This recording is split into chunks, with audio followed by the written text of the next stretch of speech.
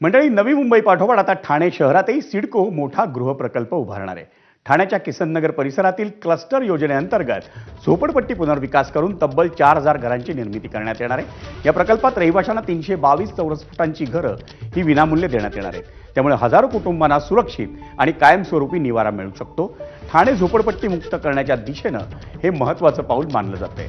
या प्रकल्पात एकूण 3,867 निवासी घरं आणि 81 व्यावसायिक गाळे उभारण्यात येणार आहेत. ठाण्यामध्ये एक सोशल ऑब्लिगेशन म्हणून आपण सोशल रेस्पॉन्सिबिलिटी म्हणून ठाण्यामध्ये क्लस्टर डेव्हलपमेंटचं काम आता सिडको मार्फत हाती घेण्यात आलेलं आहे.